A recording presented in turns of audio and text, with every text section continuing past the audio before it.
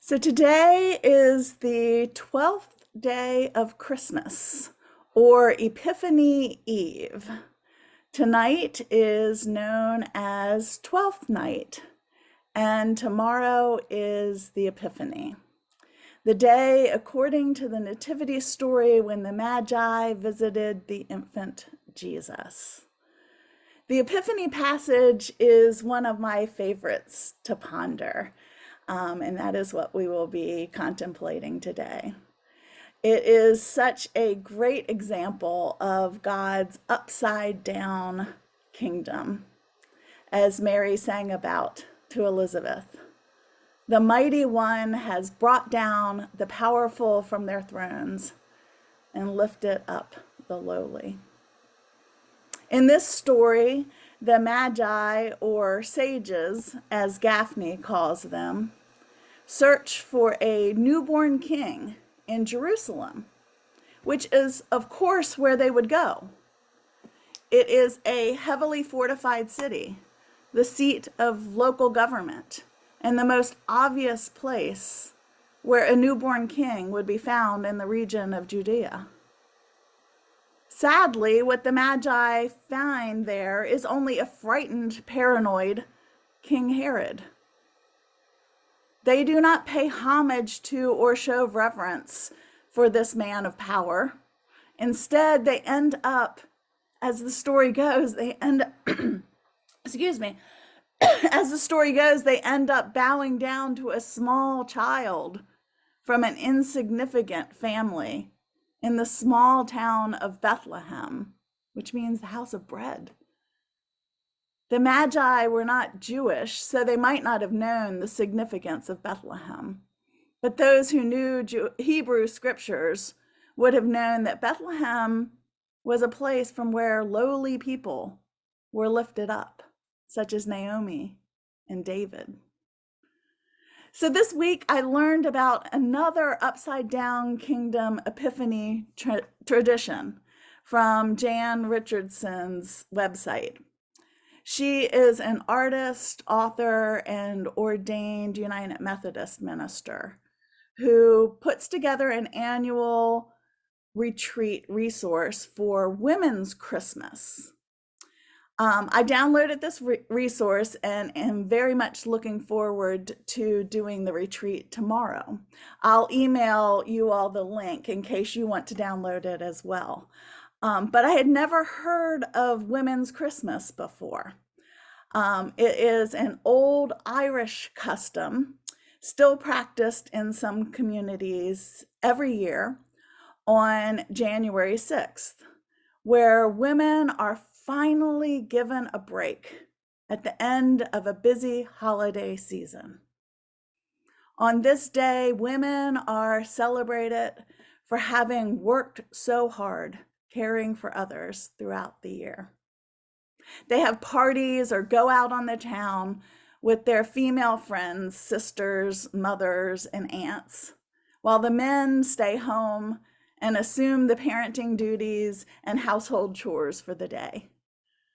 I hope that nowadays men in Ireland help with holiday festivities and share parenting duties on a regular basis throughout the year. But I imagine that when this tradition began centuries ago, that this was an incredible flip of power, an example of the leveling of oppressive power structures happening that Mary sang of long ago.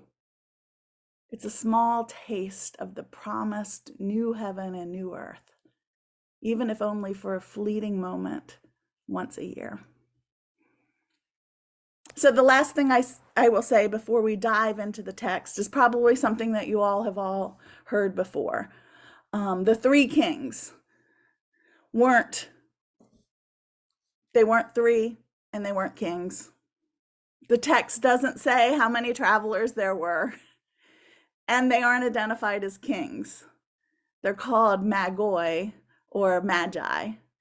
They were astrologists or priests in Zoroastrianism, I can't say that word, which is an Eastern religion. And we don't even know if they were all male. The text doesn't specify that they're male. There could have been women and children traveling with them. So there's that. So let's begin. I will light my candle and invite us to rest for a moment in the presence of the light of God.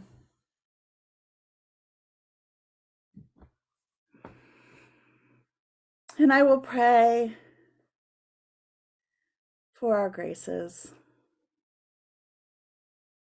a deep curiosity of God's dream for the world, and awe and wonder at the mystery of the Incarnation.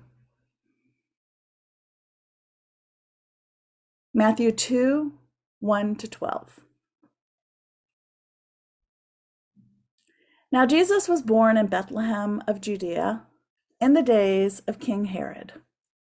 Suddenly, sages from the east came to Jerusalem, asking, "Where is the one born King of the Judeans? For we have seen his star at its ascent and have come to reverence him." When King Herod heard this, he was shaken, and all Jerusalem with him.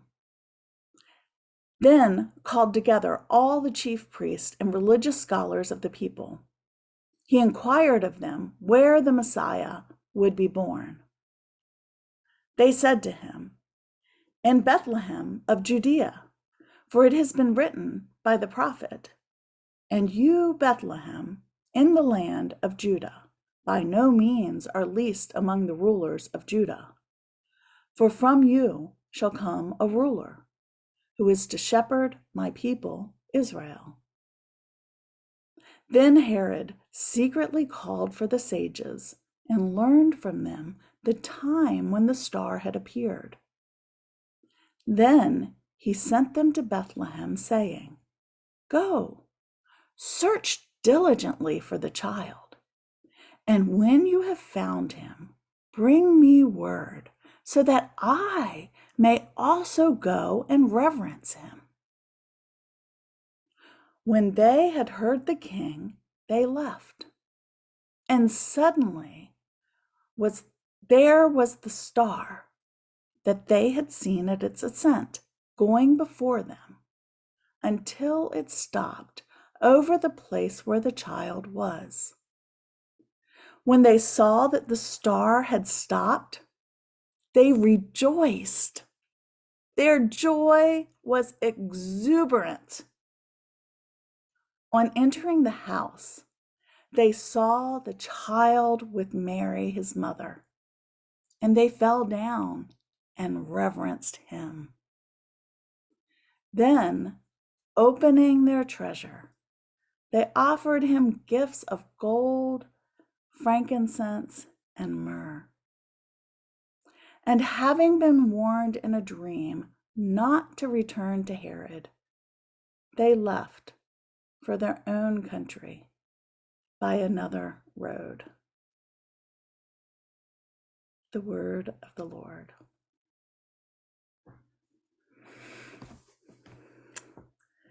So before I guide you through this passage with questions and pauses, I invite you to take a couple of centering breaths. Breathing in God's Spirit, and breathing out anything that distracts you from being in the presence of God.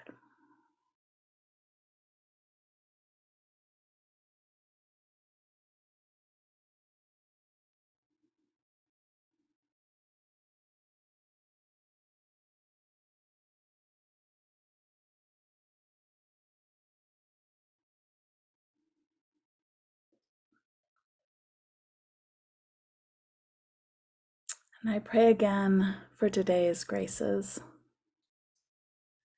a deep curiosity for God's dream for the world, and awe and wonder at the mystery of the Incarnation.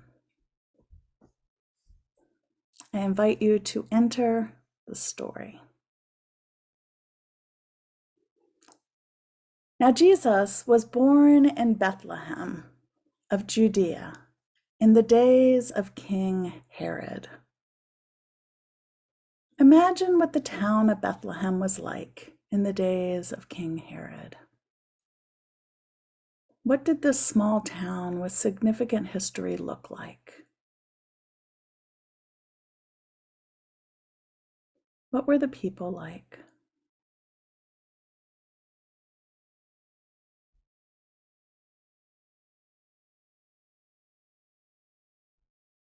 What did the people think about King Herod?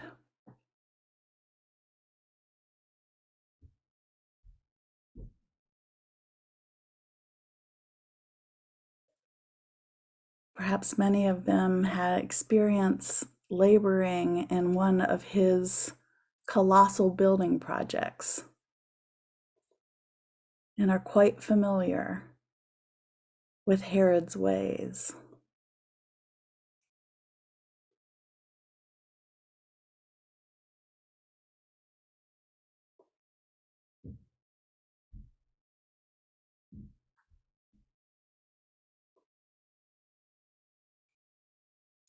Suddenly, sages from the east came to Jerusalem.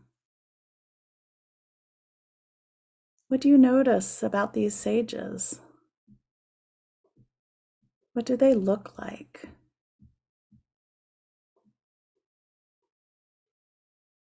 How many are in their group?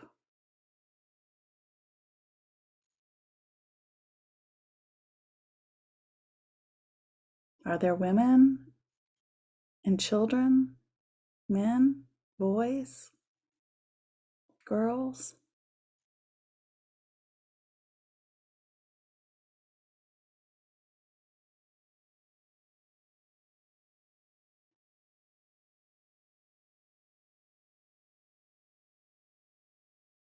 What kind of animals are present?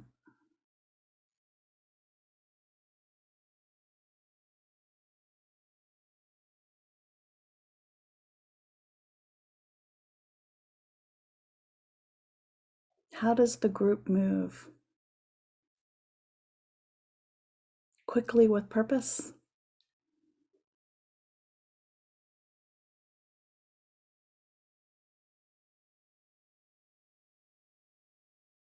Or slow and tired?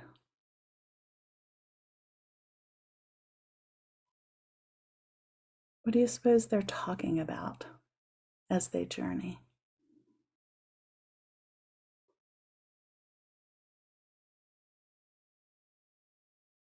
And what compels them to take this long trek to search for a foreign king?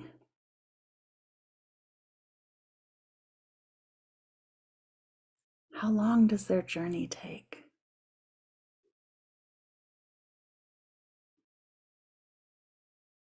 And when they arrive in Jerusalem, how do the people react to them?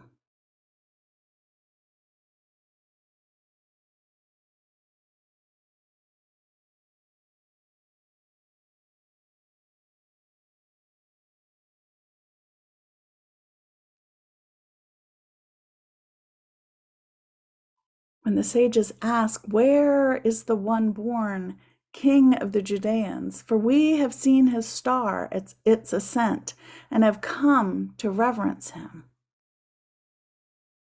How do the people react to that question?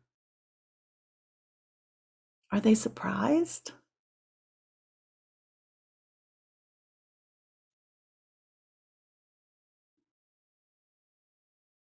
What emotions might they experience having strangers from a foreign land come to their city and speak of a child who is to be their king?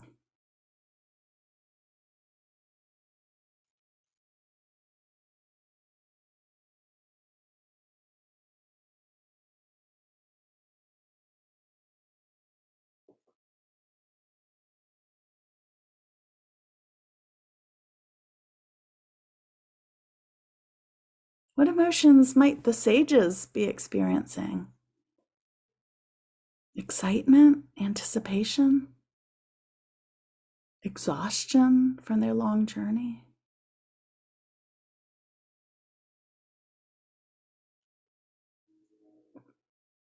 Take a moment to consider how their bodies are feeling, the pain in their feet, their back, their joints.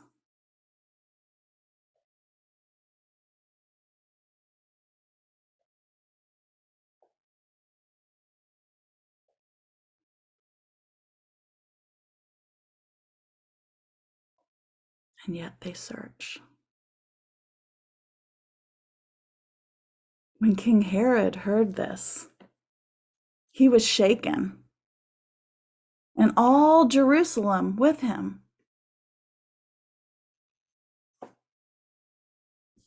What expression does King Herod have on his face? How does he show his fear? Is he sitting or pacing around?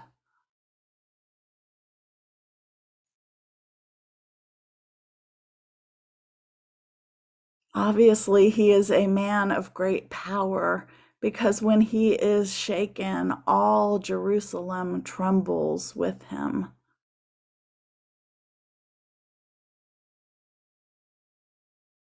Take a moment to consider this kind of power. He commands soldiers. He has the political power to end life on a whim.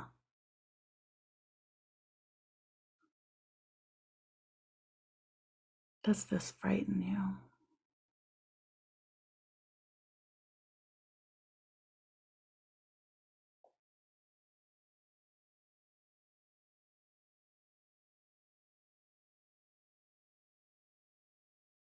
Then, calling together all the chief priests and religious scholars of the people, Herod inquired of them where the Messiah would be born. What does the room look like where this gathering occurs? How many people are present? What expressions do the people have on their faces as the king interrogates them?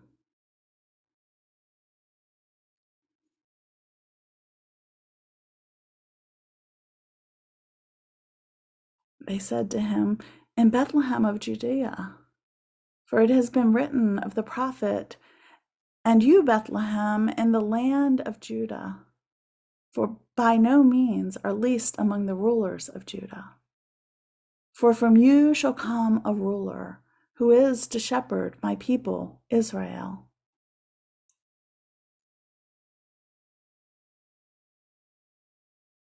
How does Herod react to what has been spoken? What emotions do you imagine are brewing inside him when he hears that a ruler will come from Bethlehem? How might this news threaten him?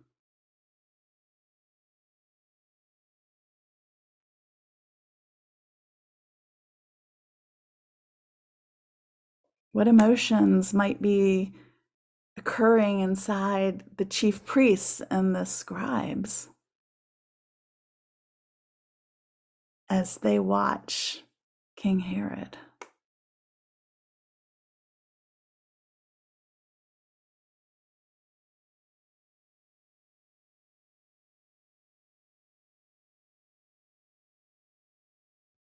Then Herod secretly called for the sages and learned from them the time when the star had appeared. How does this meeting take place? Why is Herod calling them in secret?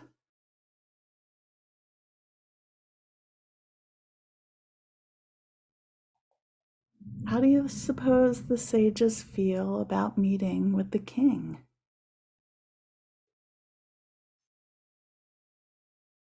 Do they wonder why this is a secret meeting?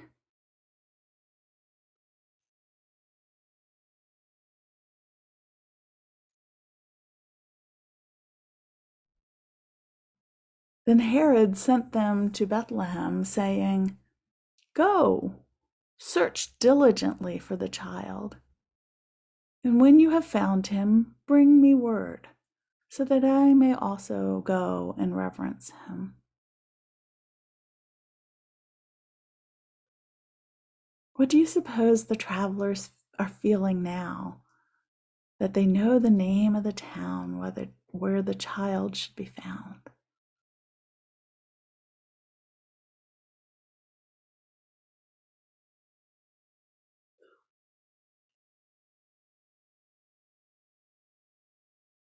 Do you suppose they're puzzled that they will have to search diligently for the child? Why would a child king be so hard to find? And why would this king be in small town Bethlehem and not the capital city where the political and religious power lay?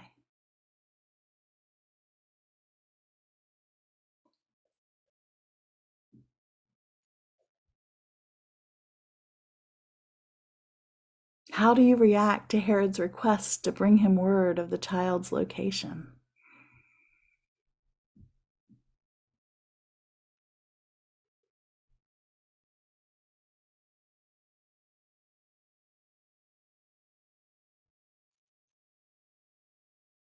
Why would a king pay homage to a child who is not in his own family line?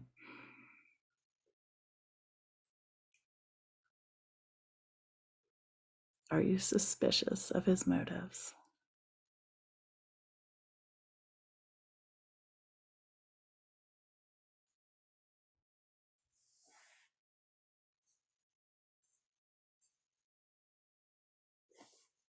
When they had heard the king, they left. And there suddenly was the star that had been seen at its ascent, going before them, until it stopped over the place where the child was. Watch the traveling sages as they set out once again. How are they moving now? What do you imagine they are feeling?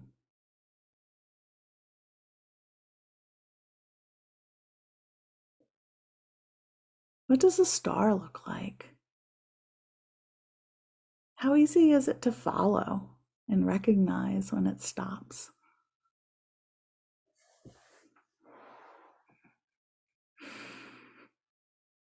When they saw that the star had stopped, they rejoiced. Their joy was exuberant. What does their rejoicing sound like?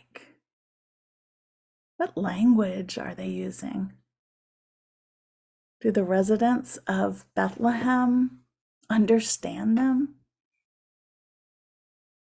How do they react to the celebration that likely sounds incredibly strange to their ears?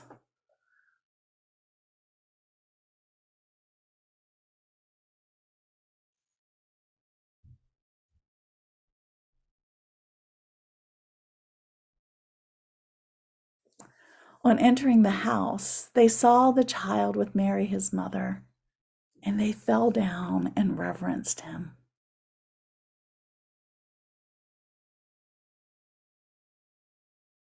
What do you imagine the child and his mother are doing when the visitors arrive?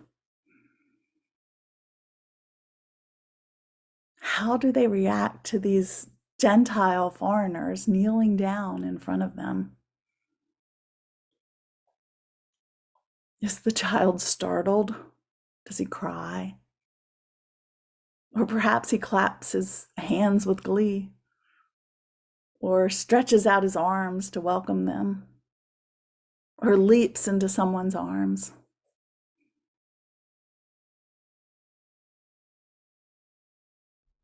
What is happening inside the sages as they gaze upon the face of Jesus?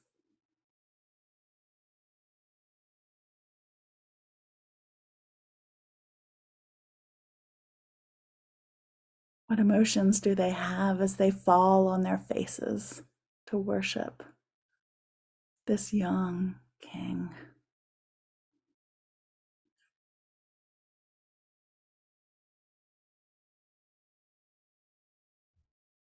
Then, opening their treasure, they offered him gifts of gold, frankincense, and myrrh.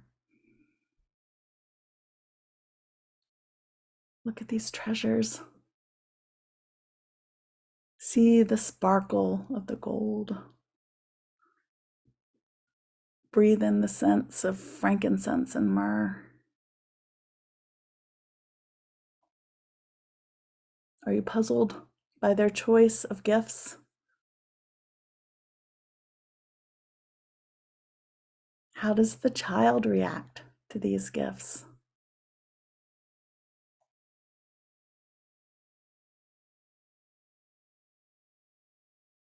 How long does their visit last? Perhaps Mary serves them a meal.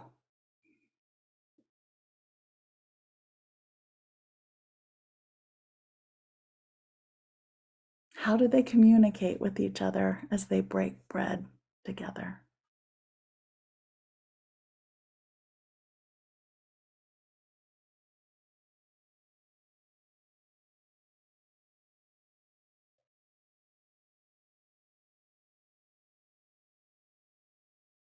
And having been warned in a dream not to return to Herod, they left for their own country by another road.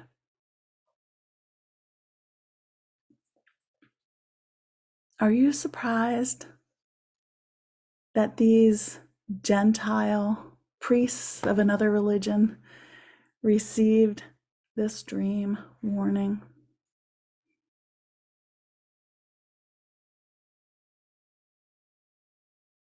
How have their lives been changed by all they experienced on this long journey into a foreign land to worship a foreign promised king?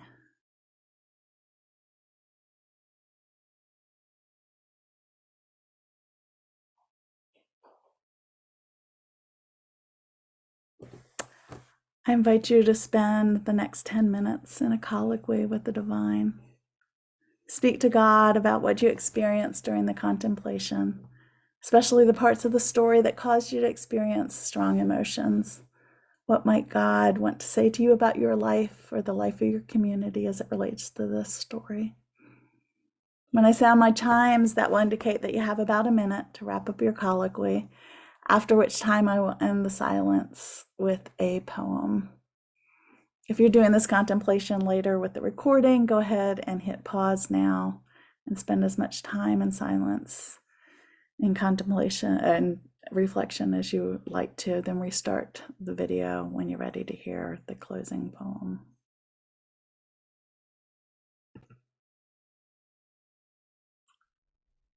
To close our silence, I will read a poem written by Jan Richardson called Wise Women Also Came. Wise women also came. The fire burned in their wombs long before they saw the flaming star in the sky. They walked in the shadows, trusting the path would open under the light of the moon. Wise women also came, seeking no directions, no permission from any king. They came by their own authority, their own desire, their own longing. They came in quiet, spreading no rumors, sparking no fears to lead to innocence' slaughter, to their sister Rachel's inconsolable laments.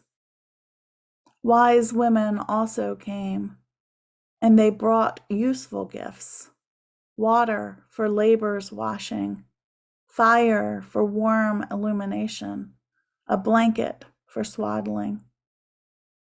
Wise women also came, at least 3 of them, holding Mary in labor, crying out with her in the birth pangs, breathing ancient blessings into her ear. Wise women also came, and they went, as wise women always do, home a different way. Amen.